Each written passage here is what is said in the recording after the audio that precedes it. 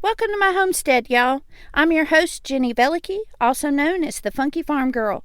I'm working to create a home with a little farm, a little faith, a lot of food, and a bit of funky. I'm learning all about growing and preserving our food supply, raising chickens and children, and becoming more self-sufficient while leaning hard on Jesus. And I want to take you along for the ride. So grab yourself a cup of something wonderful and let's visit a while.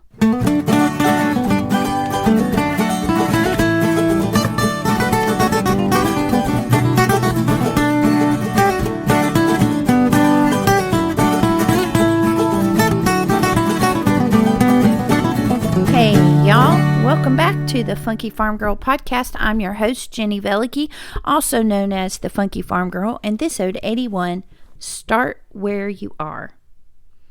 If you are interested in any way in building your homesteading skills, then I have to recommend Abundance Plus streaming service to you. Abundance Plus is a community for like-minded individuals who want to grow in all of their homesteading skills, whether it be gardening, butchering, raising animals, cooking from scratch. You can learn from experts like Jill Winger, Joel Salatin, Justin Rhodes, The Better Together Wife, and Roots and Refuge with Maya and Jess Sowards. I really recommend this. There are lots and lots of vlogs that you can follow on there, commercial free. There is a community of people who have their own social media platform together.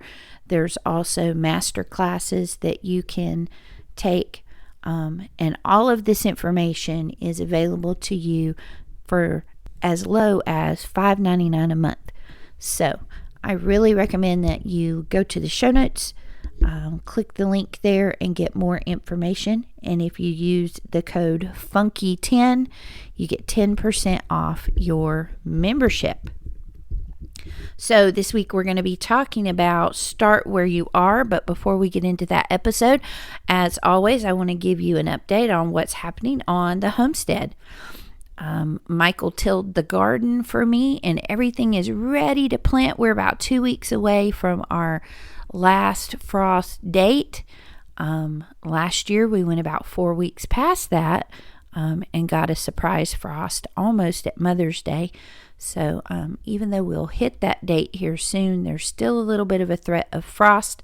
I have not done near what I wanted to get done so far this year, but we're just going with it. We've had other things that were priority that needed to be taken care of. And this week, the girls have been on spring break, and we have been working on redecorating their room and making it more of a teen hangout spot. So I'm going to be updating that here soon on Instagram. Today we are painting, and then we're going to be painting some beds and placing furniture. And I'm hoping that by Saturday night, we will have a finished bedroom for my two youngest girls. So this week I wanted to talk about Start Where You Are. And the reason I'm thinking about starting where you are is because I'm looking back over the last 2 years. Today is April 1st, and it marks 2 years of podcasting for me. It's the birthday of the Funky Farm Girl. And if you've been a listener for long, or if you started at the very beginning, you know that at first this podcast was called Swim Upstream, and it was about going against cultural norms in all kinds of different ways. And I started that podcast right about the time we started homesteading, and the two seemed very separate to me in the beginning, but then as I kept going, I just realized how much the choices I was making in our home were connected with the fact that I was growing our food and raising chickens, and just so connected to the old ways of homemaking and food preservation and all those types of things. And so really the two of them combined together and became the Funky Farm Girl. And when I look back on where I've been in the last 2 years, I really do that for two purposes. First of all, it's an encouragement to see how much I've grown. That's an encouragement to me to be able, I can sit in this spot now and think of, oh, I still don't know how to do this. I still want to learn how to do this. I'm still not very good at this.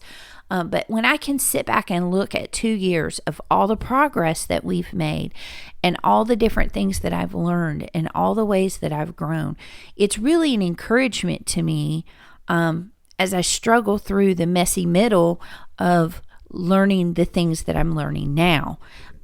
It encourages me to keep going and to keep stretching, and that the small thing that I'm learning now is not small because it's going to add up big over time. And I also hope that me looking back on where I've been is an encouragement to you to see what can be done with very little.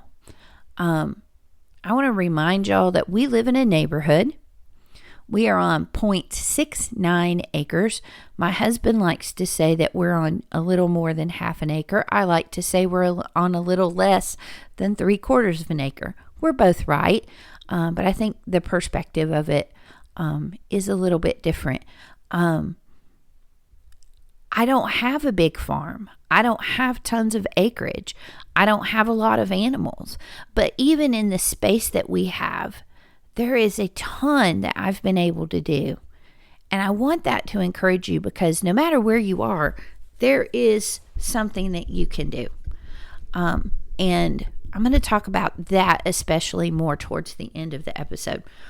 But I just wanted to look back over the last 2 years and tell you where I was and what I was doing at the time and what I was able to accomplish through that time period, and to just show you, one, how little things add up over time. Little changes that you make compound on each other and they grow, and you don't need a lot of land to homestead. I've said over and over again that homesteading is more about lifestyle than it is about location. And I want to give you some examples of that today.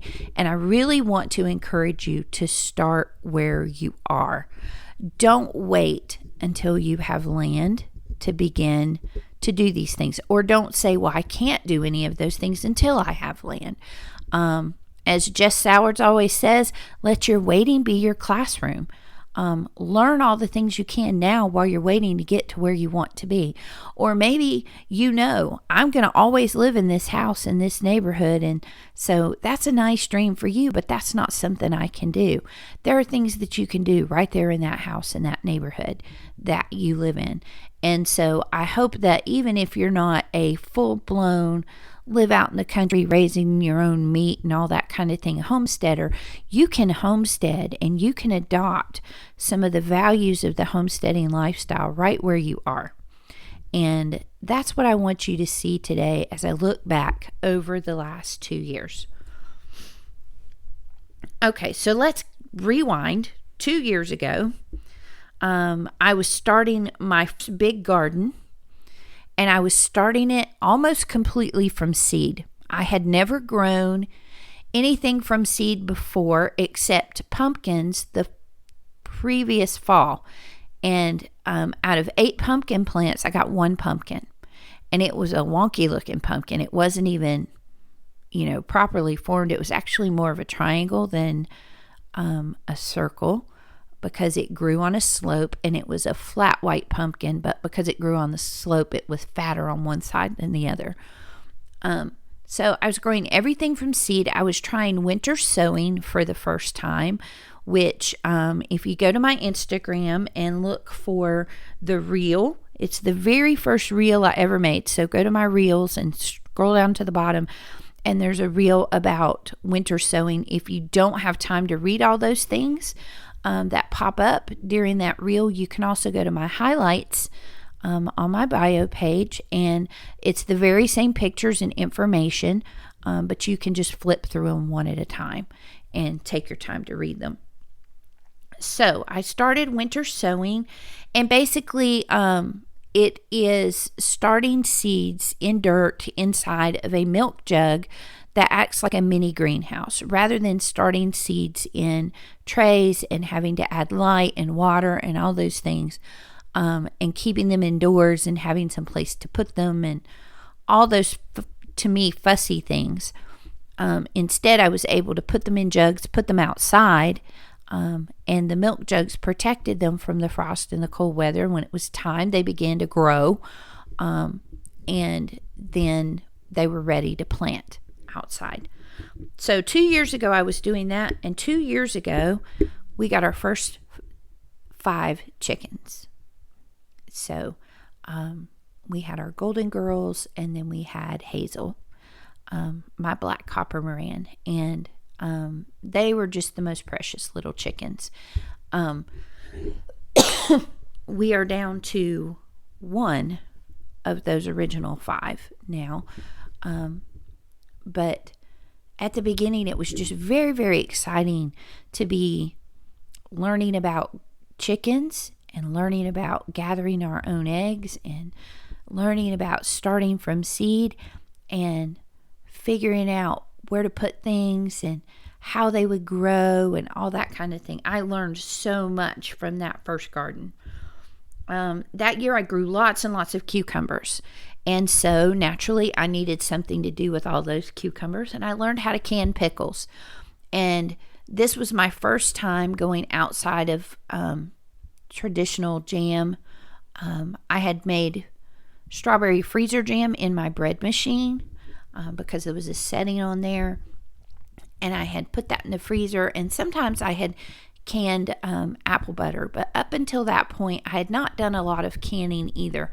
And so I canned all different kinds of pickles. I made dill pickle relish, I made bread and butter pickles, jalapeno dill pickles, I made mama pickles is what we now call them. They were my husband's grandmother's recipe, and I learned how to make those. I moved on to dill pickle spears and things like that, and it was a really, really good experience to really get comfortable with water bath canning. I also bought berries and peaches in bulk that year, and I made a lot of jam and jelly. I was able to get a jam maker from Ball, and it made making jelly especially really easy.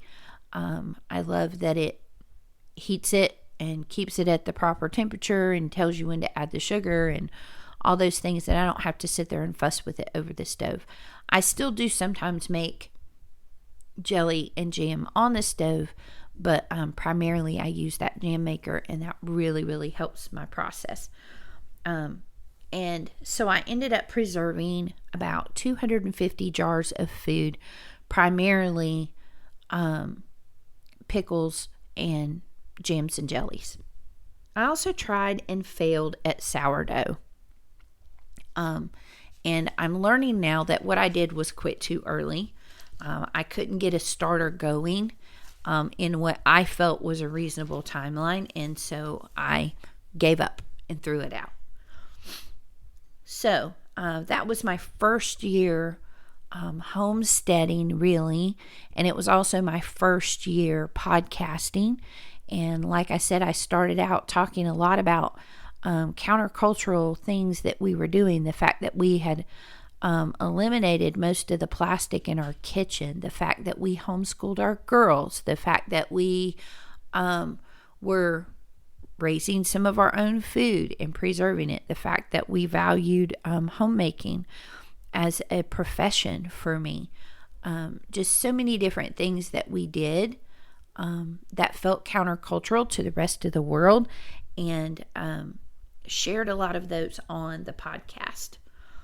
So the next year, which would have been 1 year ago, we expanded the garden and we added in a tomato bed at the back of the property. And the original intent for that was that my oldest daughter, Gracie, was going to have a market stand up at the road beside of our house and was going to sell tomatoes there.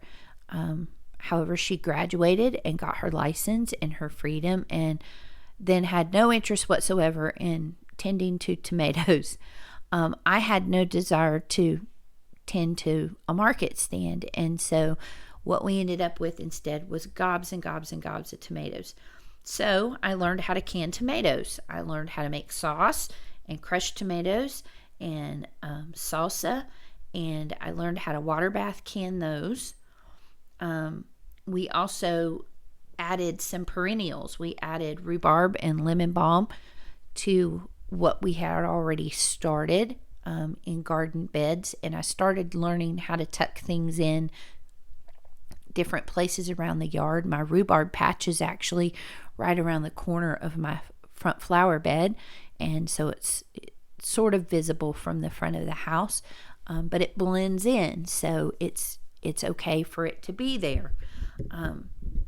We also had a complete fail with the cucumbers. I was so excited to grow another batch of cucumbers and make a whole bunch more pickles, and then we had squash bugs come in and just completely kill my cucumbers very early in the season. And so I had the choice at that point to either plant something else there or to plant another round of cucumbers and hope they didn't get eaten by the squash bugs.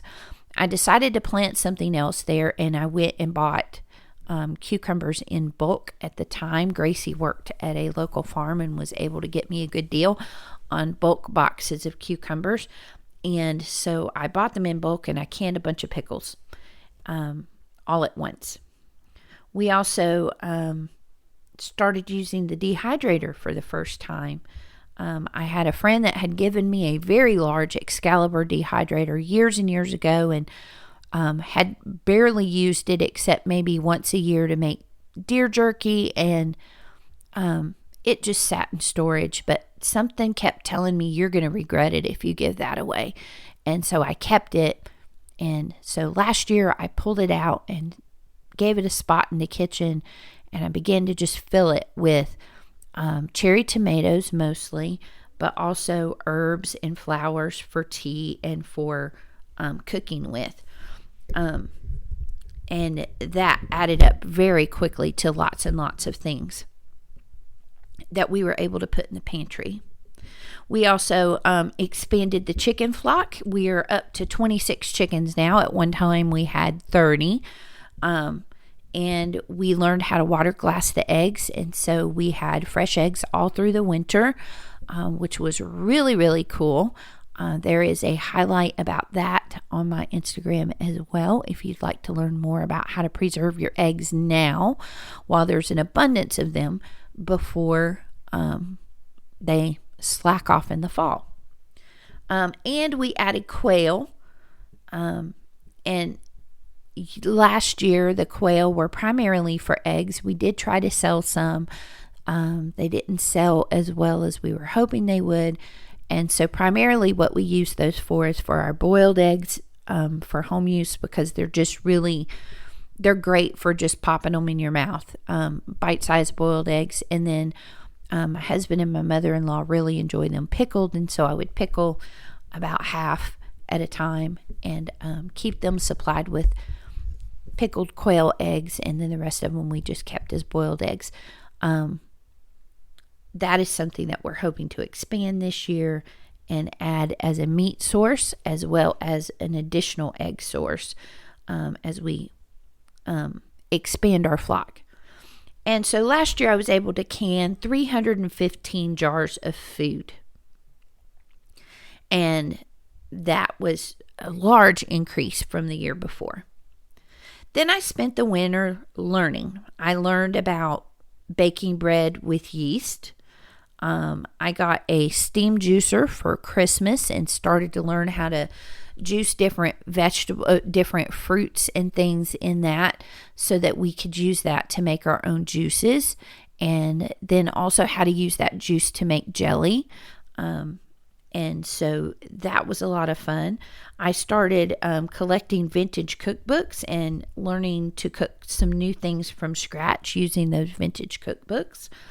I finally tried pressure canning, and I canned broth. I also finally got the jiggle in my broth. I was really, really proud to finally can broth that had jiggle in it. So I pressure canned broth, and now I'm ready to expand that and learn to do some new things with my pressure canner. I also recently finally learned sourdough and pressed in and kept going until I finally had a successful starter that I could use to bake bread. And I also discovered a year-round produce market that we're able to get local fruits and vegetables, or, pretty local. I'm happy at this point that in the winter that all of their food comes from the U.S. And a lot of it is fairly local. We're in North Carolina, and some of it is from like Virginia and Florida and things like that. So I'm glad to have that. We get milk there from Virginia. There's a lot of cheese that comes from a county that's about 2 hours away from here. So that's great. So we've been able to do all that, like I said earlier, on less than 3/4 of an acre. And you're like, okay, Jenny, that's great, but I live on 0.17 acres in a neighborhood. I can't do all the things that you've done. Well, I want to tell you, number one, that we don't even use half of our land for growing, and we've been able to do all of this. And we don't use half of our land for chickens either. We still have quite a large open area in our backyard, and we could easily quadruple what we're doing on our property if we wanted it to solely be used for food production. But number two, there's always something that you can do. I really invite you to go to Instagram and check out Busy Homebodies. I'm going to put their tag in the show notes so that you can remember their name and go and find them. They recently put out a reel where they show off their 900 square foot homestead. Yes, you heard that right. 900 square feet. That's smaller than your home. Okay, these are twin girls who live in an apartment together. They have a balcony garden where they attract pollinators and grow their own food. They have a breed of rabbit and quail that they keep as pets inside their apartment. They purchase local food and milk. They cook from scratch, including making pasta, which is something I really want to do. And just this week, they were given 9 raised beds from a friend of theirs to grow food in. So this family is allowing them to use the raised beds on their own property to come over and use them sort of like you would use an allotment garden, and grow some of their own food in these 9 raised beds. These are girls who would have every excuse in the world to say, I live in the city in an apartment with a balcony. I cannot homestead. And they're finding ways to make it happen. They're really, really inspirational. And they're really, really good examples of start where you are. Of course, they want land. Of course, they would like to expand. But they're weighting their classroom, and they are learning everything they can right where they are. And they're doing the best they can with what they have. They're willing to put in the work now instead of waiting until they get somewhere else. So I hope that's inspirational to you. So I want to know what you will learn this gardening season. Are you going to expand your gardening spaces? Are you going to learn to cook something new from scratch? Are you going to finally dive into dehydrating or canning? Don't let another season slip by while you wait to have more space or time or knowledge. And speaking of knowledge, I'm going to put in one more plug for the Abundance Plus streaming service. I highly recommend that you go check out. Go join their community, learn from the master gardeners and homesteaders on that page. Learn sourdough with Jill Winger. learn how to garden, learn how to take care of chickens in multiple different ways. Go watch the Better Together wife and her husband and learn how they went from the city to living on land and homesteading. They have a lot of great information on there about that. Plans start as low as $5.99 a month. And if you use the code FUNKY10, you get 10% off. So go check that out. Come follow me on Instagram and let's see what we can learn this year. Happy birthday to the Funky Farm Girl podcast. Thank you so much for 2 years of listening, following along, learning, and growing together. I'm so happy to be here with you. See you next week. Thanks for stopping by, y'all. If you're inspired by what you've heard today, the best compliment you can give me is to share the Funky Farm Girl with your friends. You can stay connected by following the Funky Farm Girl on Instagram, Facebook, and YouTube.